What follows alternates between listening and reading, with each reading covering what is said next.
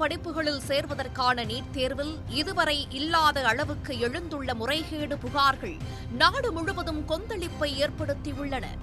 இதுவரை நீட் தேர்வை தமிழ்நாடு மட்டுமே எதிர்ப்பது போன்ற தோற்றம் உருவாக்கப்பட்ட நிலையில் இப்போது நீட் முறைகேடுகளுக்கு எதிராக நாடு முழுவதும் போராட்டங்கள் வெடித்துள்ளன. ஜூன் 15ஆம் தேதி வெளியாக வேண்டிய நீட் தேர்வு முடிவுகள் எந்த முன்னறிவிப்பும் இல்லாமல் அவசரமாக மக்களவைத் தேர்தல் முடிவுகள் வெளியாகிக் கொண்டிருந்த ஜூன் 4ஆம் தேதியே வெளியிடப்பட்டது முதல் அடுத்தடுத்து சர்ச்சைகள் வெடித்து வருகின்றன. குறிப்பாக ஒரே மையத்தில் தேர்வெழுதிய 6 பேர் உட்பட 67 மாணவர்கள் 720க்கு 720 மதிப்பெண்கள் பெற்றது, அடுத்தடுத்த இடங்களை பெற்றவர்கள் 718, 719 மதிப்பெண்கள் பெற்றது என குளறுபடியின் உச்சமாக அமைந்தது நீட் தேர்வு முடிவுகள். மதிப்பெண் முறைகேடு ஒருபுறம் என்றால் நீட் வினாத்தாள் வெளியான விவகாரமும் மாணவர்களை கொந்தளிக்க வைத்தது. நாடு முழுவதும் போராட்டங்கள் அதிகரிக்க தொடங்கின. குறிப்பாக வடமாநிலங்களில் மாணவர்களின் போராட்டம் உச்சகட்டத்தை எட்டியுள்ளது. வேறு வழியின்றி பாஜகவின் மாணவர் அமைப்பான ABVPA நீட் எதிர்ப்பு போராட்டத்தில் ஈடுபட வேண்டிய நிலைக்கு தள்ளப்பட்டுள்ளது. இவ்வளவு நாட்கள் தமிழ்நாடு மட்டுமே வலியுறுத்தி வந்த நீட் விலக்கு கோரிக்கையை பாஜக கூட்டணி ஆளும் மராட்டிய மாநில அரசும் எழுப்பியுள்ளது. நீட் முறைகேடு விவகாரத்தை நாடாளுமன்றத்தில் எழுப்பப் போவதாக ராகுல் காந்தி அறிவித்துள்ளார். நீட் தேர்வு குறித்து விசாரிப்பதற்காக அமைக்கப்பட்ட நீதியரசர் AK ராஜன் ஆணையத்தின் அறிக்கையை இந்தி, மராட்டியம் உள்ளிட்ட 9 மொழிகளில் மொழிபெயர்த்து தமிழ்நாடு அரசு வெளியிட்டுள்ளது. நீட் தேர்வுக்கு எதிராக இந்தியா முழுவதும் மாணவர்களும் அரசியல் கட்சிகளும் பேசத் தொடங்கியுள்ள நிலையில் மருத்துவ படிப்புகளுக்கான நீட் தேர்வு நடைமுறைக்கு வந்ததன் பின்னணி என்ன? நீட் தேர்வில் இதுவரை நடைபெற்ற முறைகேடுகள் என்ன? நீட் தேர்வை ரத்து செய்ய வேண்டும் என்ற கோரிக்கையில் உள்ள நியாயங்கள் என்ன என்பது உள்ளிட்ட கேள்விகளுக்கு விடை தேடுகிறது இந்த தொகுப்பு. நீட் தேர்வு வருவதற்கு முன்னால் தமிழ்நாட்டில் TNPCEE எனப்படும் தமிழ்நாடு தொழில் படிப்புகளுக்கான நுழைவுத் தேர்வை 1984ஆம் ஆண்டு முதலமைச்சராக இருந்த MGR அறிமுகப்படுத்தினார். பொறியியல், மருத்துவம் உள்ளிட்ட மேற்படிப்புகளில் சேர நுழைவுத் தேர்வு கட்டாயம் என அறிவிக்கப்பட்டது. இதற்கு திமுக உள்ளிட்ட கட்சிகள் எதிர்ப்பு தெரிவித்ததுடன் போராட்டங்களும் நடத்தப்பட்டன. 2004 நாடாளுமன்ற தேர்தலில் படுதோல்வியடைந்த நிலையில் மக்கள் ஆதரவை பெற பல்வேறு நடவடிக்கைகளை மேற்கொண்ட அப்போதைய முதலமைச்சர் ஜெயலலிதா 2005ஆம் ஆண்டு MGR கொண்டு வந்த நுழைவுத் தேர்வை ரத்து செய்தார். அரசின் முடிவை எதிர்த்து நுழைவுத் தேர்வில் வெற்றி பெற்ற மாணவர்கள் சிலர் சென்னை உயர்நீதிமன்றத்தில் வழக்கு தொடர்ந்தனர். வழக்கை விசாரித்த அப்போதைய சென்னை உயர்நீதிமன்ற தலைமை நீதிபதி மார்க்கண்டேய கட்சு தலைமையிலான அமர்வு நுழைவுத் தேர்வை ரத்து செய்து தமிழ்நாடு அரசு பிறப்பித்த உத்தரவு செல்லாது என தீர்ப்பளித்தது.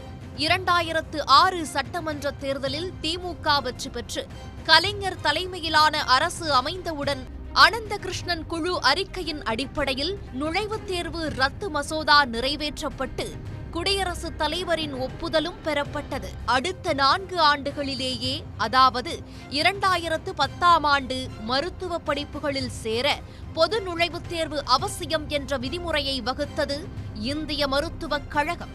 அப்போது ஒன்றிய ஐக்கிய முற்போக்கு கூட்டணி அரசில் இடம்பெற்றிருந்த திமுக இதற்கு கடுமையான எதிர்ப்பு தெரிவித்தது. இந்திய மருத்துவக் கழகத்தின் முடிவுக்கு எதிரான வழக்கில் தமிழ்நாடு அரசு தன்னையும் இணைத்துக் கொண்டது. குஜராத் முதலமைச்சராக இருந்தபோது நீட் தேர்வை கடுமையாக எதிர்த்த நரேந்திர மோடி பிரதமரான பிறகு நீட் தேர்வு நடைபெற்றே தீர வேண்டும் என்பதில் உறுதி காட்டினார். உச்சநீதிமன்ற தீர்ப்பை அடுத்து நீட் தேர்வை கட்டாயமாக்கி நிரந்தரமாக்கும் வகையில் புதிய சட்ட திருத்தத்தை உடனடியாக கொண்டு வந்தது ஒன்றிய பாஜக அரசு. இறுதியாக தமிழ்நாட்டில் 2017ஆம் ஆண்டு நீட் நுழைவுத் தேர்வு நடைமுறைக்கு வந்தது.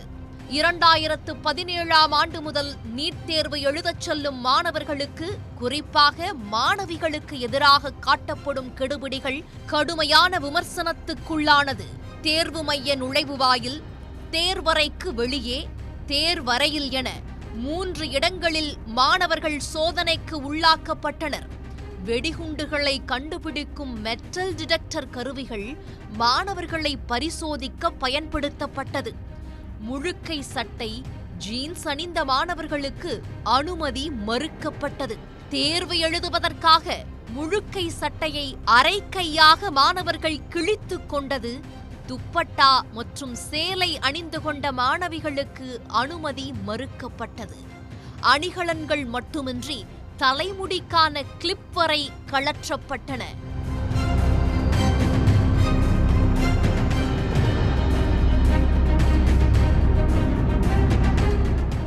காதுகளில் டார்ச் லைட் வைத்து பரிசோதித்தது உள்ளிட்டவை கடும் விமர்சனத்திற்குள்ளானது. அனைத்திலும் உச்சகட்டமாக திருமணமான மாணவிகள் தாலியை கழற்றி வைக்க நிர்பந்திக்கப்பட்டதும், கேரள மாநிலம் கண்ணூரில் நீட் தேர்வு எழுதச் சென்ற மாணவியின் உள்ளாடையை கழற்றச் சொன்னதும் பொதுமக்களை கொந்தளிக்க வைத்தது. இந்த சூழலில் அனிதாவின் மரணம் தமிழ்நாட்டையே கொந்தளிக்க வைத்தது. நீட் தேர்வுக்கு எதிரான போராட்டங்கள் தீவிரமடைந்தன.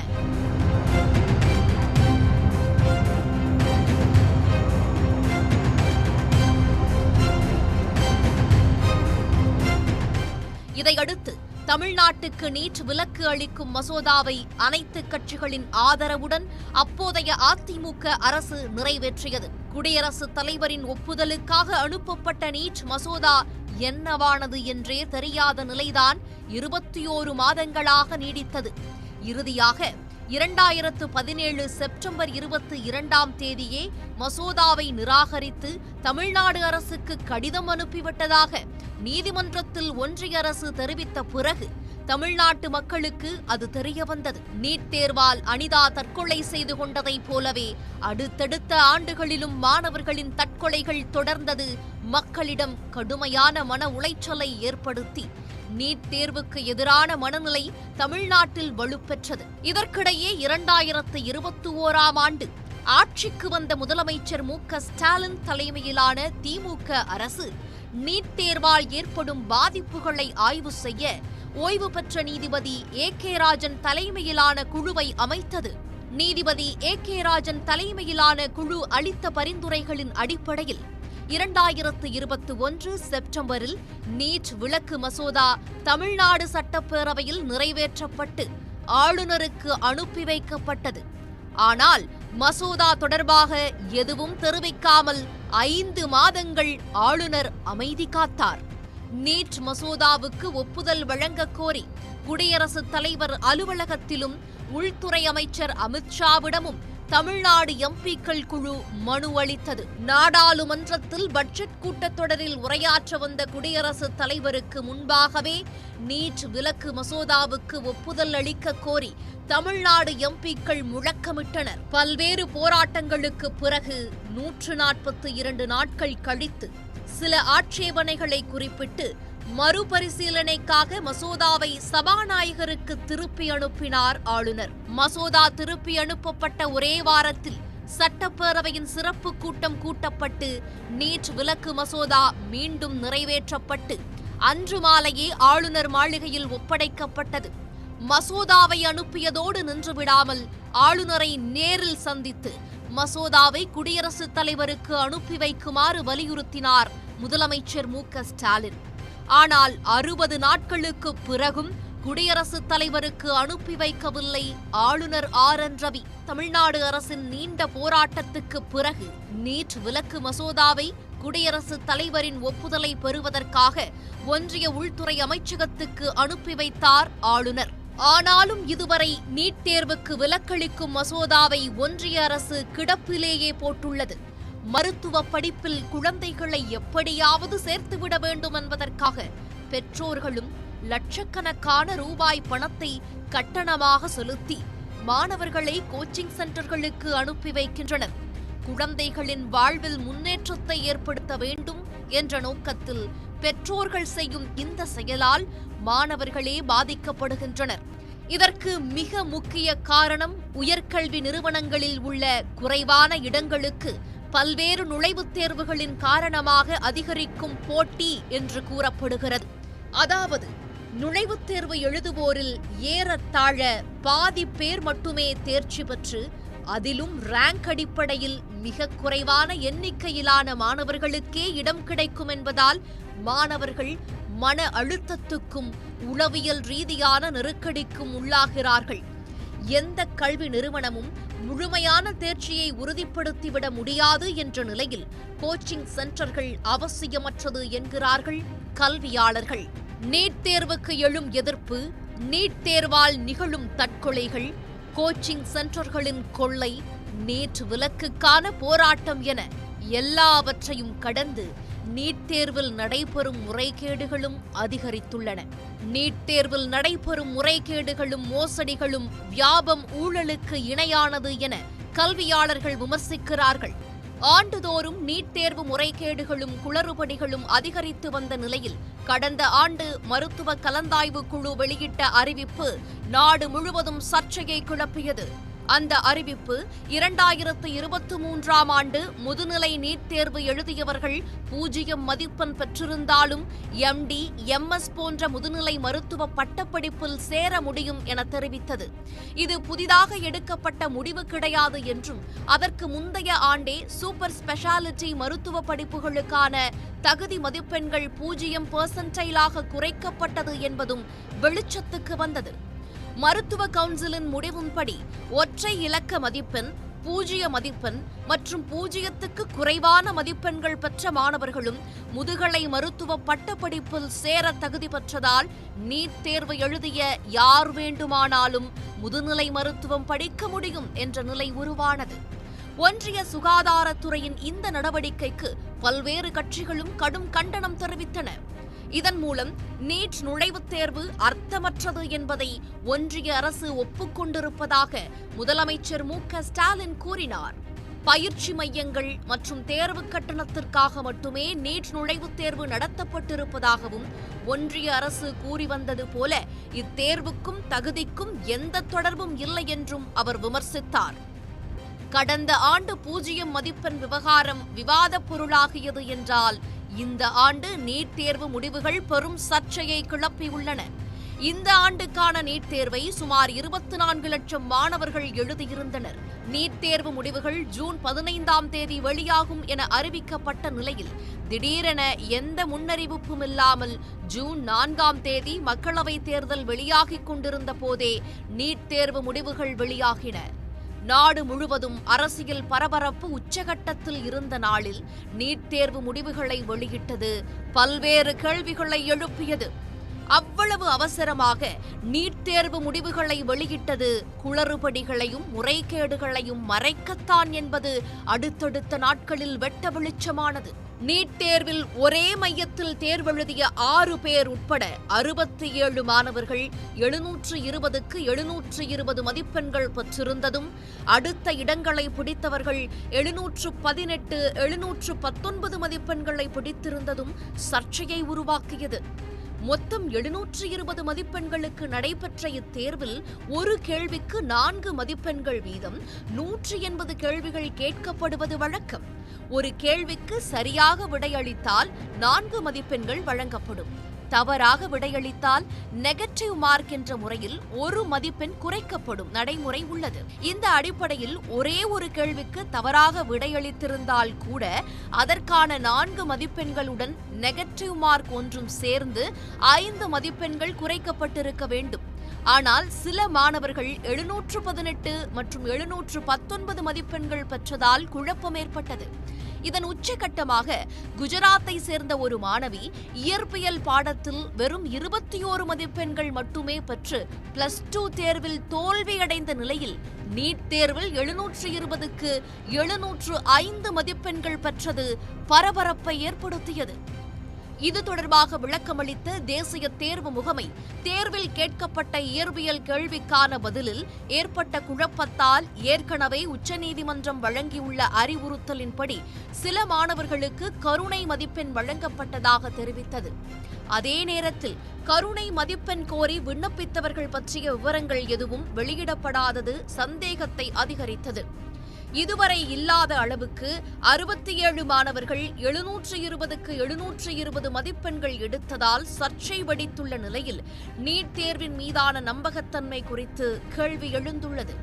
நீட் தேர்வில் முதலிடம் பிடித்த 67 பேரில் 8 பேர் ஹரியானாவில் ஒரே தேர்வு மையத்தில் தேர்வு எழுதியவர்கள் என்பதும் அவர்களது பதிவு எண் ஒரே வரிசையில் தொடங்குவதும் சந்தேகத்தை அதிகரித்தது.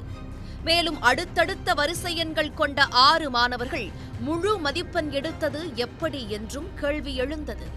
ராஜஸ்தான் மாநிலத்தில் இருந்து மட்டும் 11 பேர் நீட் தேர்வில் முதலிடம் பெற்றதும் கேள்விகளை எழுப்பியது. ஹரியானாவில் ஒரே சென்டரில் 7 மாணவர்கள் 8 மாணவர்கள் 720க்கு 720 வாங்குறாங்க. போதாத குறைக்கு சில பேர் நடைமுறை சாத்தியமில்லாமல் 718 719 என்ற மார்க் வாங்கியிருக்காங்க. அது நேஷ்னல் டெஸ்டிங் ஏஜென்சி சொன்னால் அவங்க எக்ஸாம் சென்டருக்கு லேட்டாக வந்தாங்க, அவங்க உச்சநீதிமன்றத்தை நாடினாங்க, அவங்களால கிரேஸ் மார்க்ஸ் போட்டிருக்கோன்னு என்று நேஷ்னல் டெஸ்டிங் ஏஜென்சி சொல்கிறாங்க. ஆனால் 4 ஆண்டுக்கு முன்னாடி தமிழ் வினாத்தாளில் 35 கேள்வி தவறாக இருந்தது. அந்த 35 கேள்வி தவறாக இருந்ததுன்னு மாணவர்கள் சென்னை உயர்நீதிமன்றம் போனாங்க. அப்போ நேஷ்னல் டெஸ்டிங் ஏஜென்சி ஒத்துக்குச்சு, ஆமாம் இந்த வினாத்தாளில் குளறுபடி நடந்துருச்சுன்னு. உச்சநீதிமன்றத்துக்கு உயர்நீதிமன்றம் என்ன சொன்னாங்கன்னா, இந்த 35 மார்க்குக்கு காம்பன்சேஷன் மார்க் அந்த மாணவர்கள் கொடுக்கணும்னு சொன்னாங்க. அதை சேலஞ்ச் பண்ணிச்சு என்டிஏ தமிழ் மாணவர்களுக்கு எதிராக சேலஞ்ச் பண்ணி நாங்கள் மாற்றினா தரவரிசை பட்டியலே ப்ராப்ளம் ஆகிடும்னு சொல்லி அந்த மாணவர்களுக்கு அடுத்த வருஷம் பார்த்துக்கலாம்னு சொல்லி அவங்கள கனவுகளை மண்ணள்ளி போட்டுட்டாங்க. ஆனால் இப்போ வட இந்தியாவில் 2-3 மாணவர்கள் லேட்டாக வந்துட்டாங்கன்னு சொல்லி அவங்களுக்கு கிரேஸ் மார்க்ஸ் வழங்கியிருக்காங்க. இதில் என்ன அப்ஜெக்டிவிட்டி இருக்குது? ராஜஸ்தானில் நீட் வினாத்தால் கசிந்ததாக புகார் எழுந்த நிலையில் தேசிய தேர்வு முகமை அதனை திட்டவட்டமாக மறுத்தது. அதே நேரத்தில் நீட் வினாத்தால் கசிந்தது தொடர்பாக 13 பேர் கைது செய்யப்பட்டதும் சர்ச்சையை கிளப்பியது. இந்த சூழலில் நீட் தேர்வுக்கு எதிரான குரல்கள் நாடு முழுவதும் வலுப்பெற்றுள்ளன. சமூக வலைதளங்களில் வடமாநில இளைஞர்கள் நீட் தேர்வு பாதிப்புகள் குறித்து அதிகமாக பேசத் தொடங்கியுள்ளனர். நீட் தேர்வு முறைகேடுகளை கண்டித்து நாடு முழுவதும் மாணவர் போராட்டங்கள் வெடித்துள்ளன.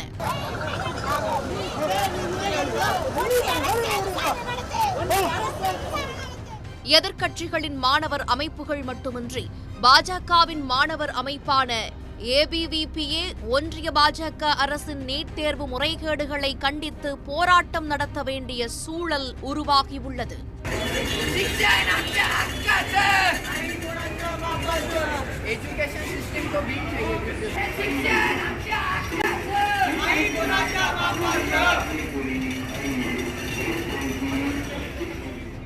இந்நிலையில் நீட் தேர்வு குளறுபடிகள் தொடர்பாக பல்வேறு நீதிமன்றங்களில் வழக்குகள் தொடரப்பட்டன. நீட் தேர்வில் முறைகேடு எதுவும் நடைபெறவில்லை என்றும் கருணை மதிப்பெண்கள் அளித்ததால்தான் சிலருக்கு அதிக மதிப்பெண் கிடைத்தது என்றும் தேசிய தேர்வு முகமை அளித்த விளக்கத்தை மாணவர்கள் ஏற்க மறுத்தனர். நீட் தேர்வு முறைகேடு தொடர்பான வழக்கை விசாரித்த கொல்கத்தா உயர்நீதிமன்றம் நீட் தேர்வு முடிவுகள் பற்றி 10 நாட்களுக்குள் பிரமாண பத்திரம் தாக்கல் செய்ய வேண்டும் என தேசிய தேர்வு முகமைக்கு உத்தரவிட்டது. தகுதிப்பட்டியல் தயாரிப்பதில் ஒன்றிய மாநில அரசுகளின் இடஒதுக்கீட்டு கொள்கை எவ்வாறு பின்பற்றப்படுகிறது என்பது பற்றியும் பிரமாண பத்திரத்தில் விளக்கமளிக்க வேண்டுமென்றும் நீதிபதிகள் உத்தரவிட்டனர். கருணை மதிப்பெண் முறையை நீக்கி தேர்வு முடிவுகளை புதிதாக வெளியிட உத்தரவிடக் கோரி மாணவர்கள் தரப்பில் உச்சநீதிமன்றத்தில் வழக்கு தொடரப்பட்டது. தற்போது வெளியாகியுள்ள நீட் தேர்வு முடிவுகளுக்கு இடைக்கால தடை விதிக்க வேண்டுமென்றும் மாணவர்கள் கோரினர். 24 லட்சத்திற்கும் மேற்பட்ட மாணவர்கள் எதிர்காலம் தொடர்புடையது என்பதால் நீட் கவுன்சிலிங்கை நிறுத்தி வைக்க வேண்டுமென்றும் மாணவர்கள் தரப்பில் வலியுறுத்தப்பட்டது. இதனை ஏற்க மறுத்த உச்சநீதிமன்றம் நீட் தேர்வு குளறுபடிகள் நீட் தேர்வின் புனிதத்தன்மையை சந்தேகத்திற்குள்ளாக்கி இருப்பதாக கவலை தெரிவித்தது. நீட் தேர்வு முறைகேடு குறித்த வழக்கில் தேசிய தேர்வு முகமை பதிலளிக்க நோட்டீஸ் அனுப்ப உத்தரவிட்டு வழக்கு விசாரணையை ஜூலை 8ஆம் தேதிக்கு உச்சநீதிமன்றம் தள்ளி வைத்து உத்தரவிட்டுள்ளது. ஒரே சென்டரில் நீங்கள் பார்த்தீங்கன்னா நீங்கள் ஒரு 8 பேர் கண்டினியூஸாக டாப் மார்க்ஸ் வாங்கியிருக்காங்க. இதுவும் ஒரு கேள்விக்குறி எழுப்புகிறது. ஏன் சந்தேகத்தை எழுப்புகிறது, நடைமுறையில் செஞ்சுருக்காங்களா இல்லையான்னு. ஒரு இதில் ஒரு சென்டரில் என்ன சொல்லியிருக்காங்க, சில மாணவர்களுக்கு உங்களுக்கு தெரிஞ்சது மட்டும் எழுதுங்க, நாங்கள் அதுக்கப்புறம் நாங்கள் ஃபில்அப் பண்ணிக்கிறோம் அப்படின்னு சொல்லியிருக்காங்க. இதெல்லாம் பார்க்கும்போது நீட்டு கரெக்டாக சரியான முறையில் நடந்திருக்கா அப்படின்னா ஒரு மிகப்பெரிய கேள்விக்குறி தான். அப்போது சந்தேகம் வலுக்கும் போது எப்படி அந்த நம்பகத்தன்மை ஒரு மாணவர்களுக்கும் பெற்றோர்களுக்கும் இருக்கும் அப்படி தான் நாங்கள் கேட்குறோம். கண்டிப்பாக ஒரு ஓய்வு பெற்ற நீதிபதி மூலமாக ஒரு கமிட்டி ஃபார்ம் பண்ணி சிறந்த கல்வியாளர் மூலமாக இது ஆய்வு செய்து இந்த நீட் எக்ஸாமுடைய ரிசல்ட்டை கம்ப்ளீட்டாக ஆய்வு செய்து என்ன முறைகேடுகள் நடந்திருக்கு அப்படின்னு மக்களுக்கு நேர்மையாக வெளிப்படைத்தன்மையாக கொண்டு வரணும். அதுக்கப்புறம் தான் இந்த மருத்துவ கலந்தாய்வே நடத்தணும் அப்படின்னு நாங்கள் சொல்கிறோம். வினாத்தாள் கசிவு, குறிப்பிட்ட மையங்களில் தேர்வெழுதிய மாணவர்கள் முழு மதிப்பெண் பெற்றது, கருணை மதிப்பெண்கள் என்ற போர்வையில் நடைமுறைக்கு சாத்தியமற்ற அளவில் மதிப்பெண்களை வாரி வழங்கியது போன்ற குழப்பங்கள் ஒன்றிய அரசின் குளறுபடிகளை அம்பலப்படுத்தி உள்ளதாக முதலமைச்சர் மு.க.ஸ்டாலின் குற்றம் சாட்டியுள்ளார். இதுபோன்ற குளறுபடிகளும் முறைகேடுகளும் நீட் தேர்வுக்கு எதிரான தமிழ்நாட்டின் நிலைப்பாடு நியாயமானது என்பதை உறுதிப்படுத்துவதாகவும் அவர் தெரிவித்துள்ளார். கருணை மதிப்பெண்கள் தொடர்பான தேசிய தேர்வு முகமையின் விளக்கத்தில் வெளிப்படைத்தன்மை இல்லை என அதிமுக பொதுச் செயலாளர் எடப்பாடி பழனிசாமி குற்றம் சாட்டியுள்ளார். நடப்பாண்டுக்கான நீட் தேர்வை ரத்து செய்துவிட்டு மறுதேர்வு நடத்த வேண்டும் என்றும் அடுத்த ஆண்டு முதல் நீட் தேர்வை நிரந்தரமாக ரத்து செய்ய ஒன்றிய அரசு முன்வர வேண்டுமென்றும் பாமக நிறுவனர் ராமதாஸ் வலியுறுத்தியுள்ளார். தமிழ்நாட்டில் மட்டுமின்றி தேசிய அரசியலிலும் நீட் தேர்வு தாக்கத்தை ஏற்படுத்தியுள்ளது. ஒரே மையத்தைச் சேர்ந்த 6 மாணவர்கள் 720க்கு 720 மதிப்பெண்கள் எடுத்திருப்பது பல்வேறு கேள்விகளை எழுப்புவதாகவும் மாணவர்கள் பலரும் நீட் தேர்வால் தற்கொலை செய்து கொள்வது வருத்தமளிப்பதாகவும் காங்கிரஸ் பொதுச் செயலாளர் பிரியங்கா காந்தி வேதனை தெரிவித்துள்ளார். லட்சக்கணக்கான மாணவர்களின் குரல்களை அரசு புறக்கணிப்பது ஏன் என கேள்வி எழுப்பிய அவர் நீட் தேர்வு முறைகேடு தொடர்பாக உரிய விசாரணை நடத்தி நடவடிக்கை எடுக்க வேண்டியது அரசின் கடமை என்றும் வலியுறுத்தியுள்ளார். நீட் தேர்வு முறைகேடு அம்பலமான பிறகும் வினாத்தாள் கசிவை ஒன்றிய அரசு தொடர்ந்து மறுத்து வருவதாக ராகுல் காந்தி குற்றம் சாட்டியுள்ளார். நரேந்திர மோடி பிரதமராக பதவியேற்பதற்கு முன்பாகவே நீட் தேர்வு முறைகேட்டில் 24 லட்சம் மாணவர்களின் வாழ்க்கை சீரழிந்து விட்டதாக ராகுல் வேதனை தெரிவித்துள்ளார். அரசு இயந்திரம் மற்றும் கல்வி மாஃபியாவுடன் இணைந்து வினாத்தாள் கசியவிடும் கும்பலை தடுக்க சட்டமியற்றப்படும் என காங்கிரஸ் அளித்த வாக்குறுதியையும் ராகுல் காந்தி சுட்டிக்காட்டியுள்ளார். இந்தியா கூட்டணி மீது இளம் வாக்காளர்கள் நம்பிக்கை வைத்துள்ளதால் அவர்களது குரல் ஒடுக்கப்படுவதை இந்தியா கூட்டணி ஒருபோதும் அனுமதிக்காது என்றும் இந்திய மாணவர்களின் குரலாக நாடாளுமன்றத்தில் நீட் தேர்வு விவகாரத்தை எழுப்புவேன் என்றும் ராகுல் காந்தி உறுதியளித்துள்ளார். நீட் தேர்வு குளறுபடிகள் மிகப்பெரிய மோசடி என சமாஜ்வாதி தலைவர் அகிலேஷ் யாதவ் விமர்சித்துள்ளார். பாஜக ஆட்சியில் நுழைவுத் தேர்வுகள் வணிகமயமாகிவிட்டதாகவும் வினாத்தாள் கசிவு, ஆள்மாறாட்டம் போன்ற முறைகேடுகள் அதிகரித்துள்ளதாகவும் அவர் குற்றம் சாட்டியுள்ளார். நீட் தேர்வு முறைகேடுகள் குறித்து உச்சநீதிமன்றம் தாமாக முன்வந்து வழக்கு பதிவு செய்து விசாரிக்க வேண்டும் என்றும் குற்றவாளிகள் கடுமையாக தண்டிக்கப்பட வேண்டும் என்றும் அகிலேஷ் யாதவ் வலியுறுத்தியுள்ளார். எதிர்க்கட்சிகள் மட்டுமின்றி பாஜக கூட்டணி ஆளும் மராட்டிய மாநில அரசே நீட் தேர்வுக்கு எதிராக போர்க்கொடி தூக்கியுள்ளது. மே மாதம் நடந்த நீட் தேர்வை ரத்து செய்ய வேண்டும் என வலியுறுத்தியுள்ள நிலையில் நீட் தேர்வில் மராட்டிய மாணவர்கள் வஞ்சிக்கப்பட்டுள்ளதாக அம்மாநில கல்வி அமைச்சர் ஹசன் முஷ்ரிப் குற்றம் சாட்டியுள்ளார். நீட் தேர்வை ரத்து செய்ய கோரி தேசிய மருத்துவ கவுன்சிலில் முறையிட இருப்பதாகவும் தெரிவித்துள்ள அவர் இது தொடர்பாக விரைவில் நீதிமன்றத்தை நாட உள்ளதாகவும் கூறியுள்ளார். நீட் தேர்வை இந்தியாவில் தமிழ்நாடு மட்டும்தான் எதிர்ப்பதாக நீட் ஆதரவாளர்கள் விமர்சித்து வந்த நிலையில் இப்போது பாஜக கூட்டணி ஆட்சி நடைபெறும் மராட்டிய மாநிலமே நீட் தேர்வுக்கு எதிராக குரல் எழுப்பத் தொடங்கியுள்ளது நீட் முறைகேடுகளின் தீவிரத்தை உணர்த்துவதாக அமைந்துள்ளது. இந்த சூழலில் நீட் தேர்வால் ஏற்படும் பாதிப்புகள் குறித்து ஆய்வு செய்வதற்காக தமிழ்நாடு அரசால் அமைக்கப்பட்ட நீதியரசர் A.K. ராஜன் தலைமையிலான உயர்மட்ட குழுவின் அறிக்கை ஆங்கிலம், இந்தி, மராட்டியம் உள்ளிட்ட 9 மொழிகளில் வெளியிடப்பட்டுள்ளன. தமிழ்நாட்டின் நீண்ட கால கோரிக்கையான நீட் விலக்கு இப்போது நாடு முழுவதும் எதிரொலிக்க தொடங்கியுள்ளது. இவ்வளவு முறைகேடுகள் அம்பலமாகியுள்ள நிலையில் நீட் தேர்வை ரத்து செய்ய வேண்டும் அல்லது விரும்பும் மாநிலங்களுக்கு விலக்களிக்க ஒன்றிய அரசு இப்போதாவது முன்வர வேண்டும் என்பதே அனைவரின் எதிர்பார்ப்பாக உள்ளது.